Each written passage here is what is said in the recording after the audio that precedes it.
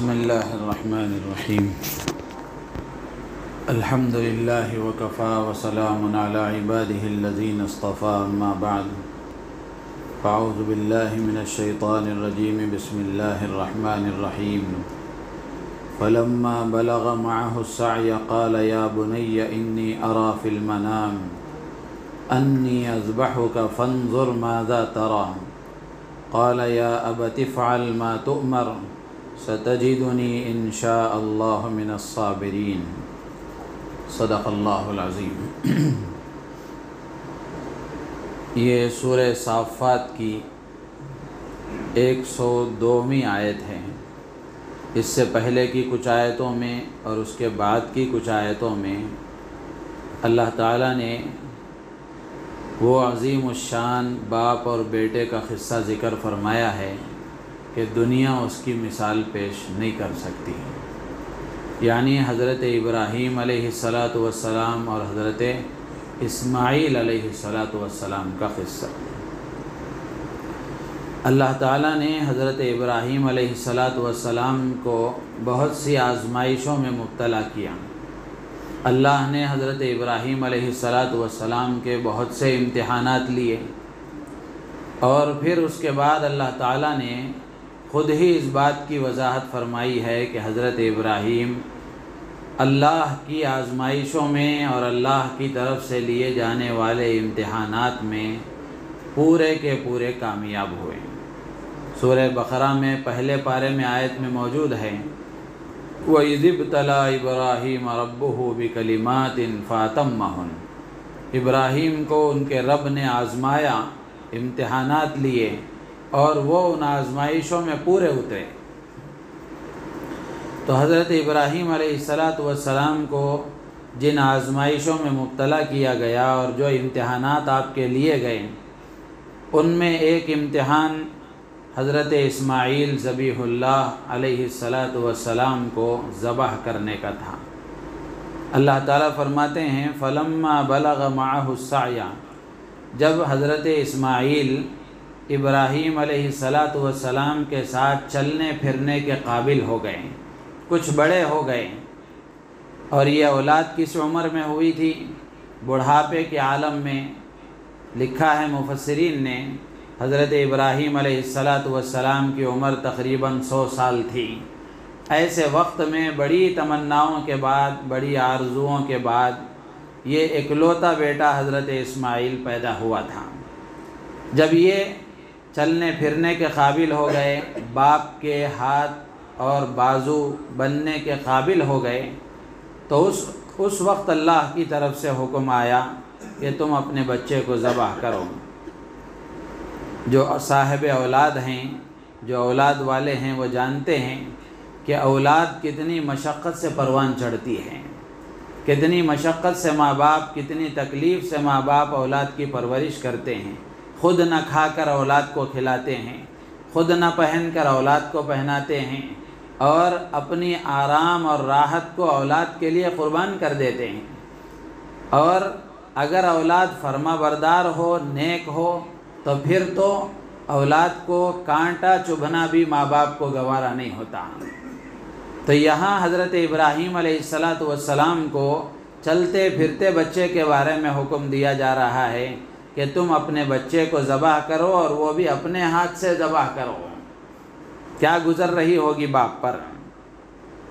تو اللہ کی طرف سے یہ حکم آیا، تو حضرت ابراہیم نے اپنے بیٹے سے کہا یا بنی انی اری فی المنام، کہ بیٹے میں خواب میں دیکھ رہا ہوں کہ انی اذبحک، کہ میں تمہیں ذبح کر رہا ہوں، فانظر ماذا تری، سوچ کر بتاؤ تمہاری کیا رائے ہے۔ خواب میں اللہ کی طرف سے حکم دیا گیا۔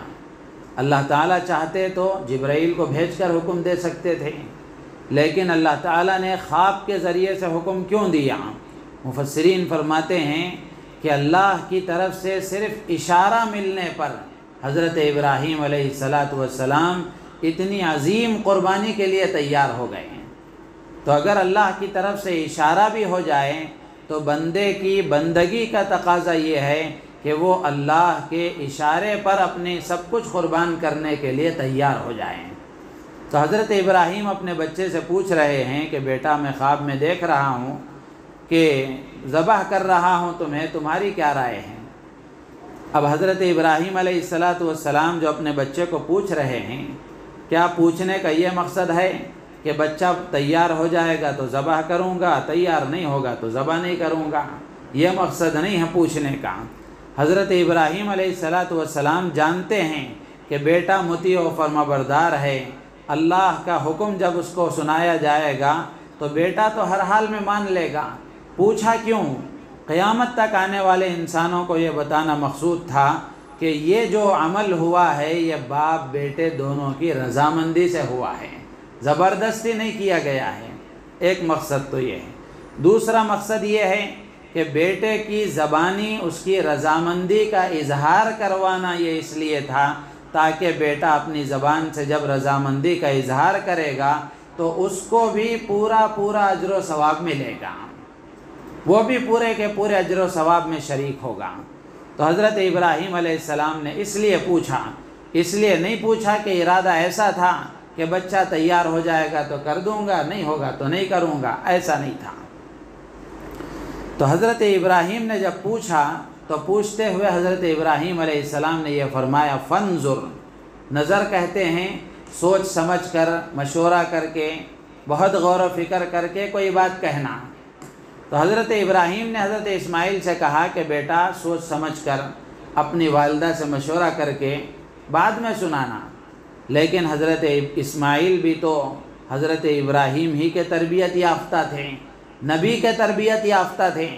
حضرت اسماعیل نے جیسے ہی یہ جملہ سنا کہ باپ یہ کہہ رہے ہیں، والد بزرگوار یہ کہہ رہے ہیں کہ انی اذبحک فانظر ماذا تری، کہ میں تمہیں ذبح کر رہا ہوں، تو بغیر سوچے سمجھے، بغیر غور و فکر کیے فوراً جواب دیا، یا ابت افعل ما تؤمر، ابا جان وہ کام آپ کر دیجئے جس کا آپ کو حکم دیا جا رہا ہے، وہ کام آپ کر دیجئے جس کا حکم دیا جا رہا ہے۔ یعنی اللہ کے حکم کے آگے بغیر سوچنے سمجھنے کا کوئی مطلب ہی نہیں ہے۔ اللہ کا حکم ہے تو اس کو پورا کرنا بندے کی ذمہ داری ہے۔ تو فوراً حضرت اسماعیل نے جواب دیا۔ پھر اس کے بعد میں اپنے ابا سے کہنے لگے، ستجدنی انشاءاللہ من الصابرین، ابا جان جب آپ اللہ کے اس حکم کو پورا کریں گے تو اس حکم کو پورا کرنے میں آپ مجھے اس پر جو تکلیف ہوگی اس تکلیف پر صبر کرنے والوں میں سے پائیں گے، انشاءاللہ آپ مجھے صبر کرنے والوں میں سے پائیں گے۔ حضرت اسماعیل نے، الفاظ پر غور کریں کہ حضرت اسماعیل نے کیا کہا کہ آپ مجھے اللہ نے چاہا تو انشاءاللہ صبر کرنے والوں میں سے پائیں گے۔ یہ نہیں کہا کہ ابا جان صبر کر لوں گا، صبر کر لوں گا، یہ نہیں کہا، بلکہ یہ کہا کہ آپ مجھے صبر کرنے والوں میں سے پائیں گے۔ تو اس جملے میں عاجزی کا اظہار ہے، تواضع کا اظہار ہے۔ یعنی حضرت اسماعیل بزبان حال یہ کہنا چاہ رہے ہیں کہ اللہ کے بہت سے بندے اور بھی ہیں جو اللہ کی طرف سے پیش آنے والی آزمائشوں پر صبر کرنے والے ہیں، تو ان صبر کرنے والوں میں ایک میرا بھی شمار ہو جائے گا۔ یہ میری کوئی خصوصیت نہیں ہے اور بڑائی نہیں ہے کہ میں اس پر صبر کر رہا ہوں۔ تو بڑائی کا جملہ حضرت اسماعیل نے اپنی زبان سے نہیں کہا۔ تو اس سے ایک سبق یہ ملتا ہے کہ بندے کو اپنے بول میں بھی اس بات کا لحاظ رکھنا چاہیے کہ بڑائی کا اظہار نہ ہو۔ عموماً ہوتا ہے جب آدمی صاحب اختیار ہوتا ہے، صاحب حیثیت ہوتا ہے، تو اب اس کے زبان کے بول ہوتے ہیں، میں کر دوں گا، مجھ سے ہوا، مجھ سے ہو جائے گا، میں تمہارا کام بنا دوں گا، یہ زبان کے بول ہوتے ہیں۔ تو اس سے یہ سبق ملتا ہے کہ بندے کو اپنی زبان کے بول میں بھی رعایت رکھنی چاہیے۔ اگر اللہ نے آپ سے کوئی کام لیا ہے تو بجائے آپ یہ کہنے کے کہ وہ کام میں نے کیا، بولنے کا انداز یہ ہونا چاہیے کہ یہ میری سعادت اور خوش نصیبی کی بات ہے کہ اللہ نے وہ کام مجھ سے لے لیا۔ آگے کوئی کام کرنا ہے تو آدمی یہ کہنے کے بجائے کہ میں کر دوں گا، وہ مجھ سے ہو جائے گا، بے فکر رہو، تم مجھ پر بھروسہ کر لو، تو اس طرح کہنے کے بجائے آدمی یہ زبان سے کہے کہ انشاءاللہ العزیز اللہ پاک آپ کا یہ کام پورا کر دیں گے، اللہ تعالیٰ یہ کام پورا کرا دیں گے۔ تو زبان کے بول میں عاجزی ہو، زبان کے بول میں بھی رعایت ہو، بڑائی نہ ہو، تکبر نہ چھلکتا ہو، بلکہ بول میں بھی عاجزی ہو۔ تو حضرت اسماعیل علیہ السلام اتنی بڑی قربانی دے رہے ہیں، اپنی جان کا نذرانہ پیش کر رہے ہیں، لیکن پھر بھی وہ یہ نہیں کہہ رہے ہیں کہ میں صبر کروں گا، بلکہ یہ کہہ رہے ہیں کہ اللہ کے اور بھی بہت سارے بندے صبر کرنے والے ہیں، ان صبر کرنے والوں میں میرا بھی ایک نام شامل ہو جائے گا۔ تو میرے عزیز و دوست بزرگوں، حضرت ابراہیم علیہ السلام اور حضرت اسماعیل علیہ السلام، ان دونوں کی اس واقعے سے ہمیں کیا سبق ملتا ہے کہ حضرت ابراہیم علیہ السلام کو جب اللہ کی طرف سے خواب کے ذریعے حکم دیا گیا تو اللہ کے نبی حضرت ابراہیم نے اپنے بیٹے کو ذبح کرنے کے لیے بھی آپ تیار ہو گئے، ذبح کرنے کے لیے بھی تیار ہو گئے۔ پھر آگے لمبی تفصیلات ہیں، بقرعید کے موقع پر آپ سنتے ہیں جمعے کے خطبات میں کہ ذبح کرنے کے لیے جب حضرت اسماعیل کو لٹایا گیا تو اس وقت باپ بیٹے کا کیا کلام ہوا، باپ بیٹے نے آپس میں کیا گفتگو کی، وہ سب بڑی دلچسپ باتیں ہیں اور ہمارے لیے عبرت کا مقام ہے۔ تو اس سے یہ معلوم ہوتا ہے کہ اللہ تعالیٰ نے بعد میں، اگرچہ کہ حضرت اسماعیل کو ذبح کروانا مقصود نہیں تھا، یہ اللہ کے علم ازلی میں پہلے ہی سے تھا، اللہ پہلے ہی سے جانتے تھے کہ اسماعیل کو ذبح نہیں کرانا ہے، لیکن پھر بھی اللہ تعالیٰ نے یہ حکم کیوں دیا؟ یہ اس لیے دیا کہ اگر اللہ کا حکم اولاد کو قربان کرنے کا بھی آ جائے تو بندے کی بندگی کا تقاضا یہ ہے کہ اس میں بھی بندہ پیچھے نہ ہٹے، اس میں بھی بندہ پیچھے نہ ہٹے۔ اللہ تعالیٰ نے حضرت اسماعیل کی جگہ دمبہ ذبح کروا کر ہم پر احسان فرما دیا۔ اولاد کو ذبح تو نہیں کرنا ہے، لیکن اولاد کی ناجائز خواہشوں کو ذبح کرنا ہے، ان کی ناجائز چاہتوں کو ذبح کرنا ہے۔ آج ہم اولاد کے خاطر اللہ کے حکموں کو توڑ دیتے ہیں، اولاد کے خاطر اللہ کی نافرمانی میں مبتلا ہو جاتے ہیں۔ ہوتا ہے ایسا، شادی کا موقع ہے، اگر کوئی سمجھانے والے سمجھائیں کہ آپ ویڈیو گرافی نہ کریں اور یہ نہ کریں، یہ وہ نہ کریں، رسم یہ رسم وہ رسم نہ کریں، تو آدمی یہ کہنے پر مجبور ہو جاتا ہے کہ بیٹے کی تمنا ہے زندگی میں ایک بار شادی ہوتی ہے۔ اسی طرح اور بھی بہت سارے موقع ہیں۔ تو اولاد کی تمنا پر، اولاد کی چاہت پر بندہ اللہ کے حکم کو قربان کر دیتا ہے۔ اس واقعے سے ہمیں یہ سبق ملتا ہے کہ بندے کو اللہ کے حکم کے آگے اپنی اور اپنی خاندان اور اپنے بیوی بچوں کی چاہتوں کو قربان کرنا چاہیے۔ آج اللہ نے احسان فرمایا کہ اولاد کو ذبح کرنے کا تو حکم نہیں ہے، لیکن اپنی ناجائز خواہشوں کو ذبح کرنا ہے، اولاد کی ناجائز خواہشوں اور ناجائز چاہتوں کو ذبح کرنا ہے۔ سوچ کر دیکھیں، اگر اولاد کو ذبح کرنے کا حکم یوں ہی برقرار رہتا تو کون اس پر عمل کرتا؟ یقیناً وہی آدمی اس پر عمل کرتا جس کے اندر اللہ کے حکم کی محبت اولاد سے زیادہ ہو، جس کے اندر اللہ کے حکم کی عظمت اولاد کی محبت پر غالب ہو، وہی آدمی یہ کام کر سکتا تھا۔ تو اس سے ہمیں یہ پیغام ملتا ہے کہ اپنی زندگی میں اللہ کے حکم کے آگے اپنے آپ کو جھکا دینا چاہیے۔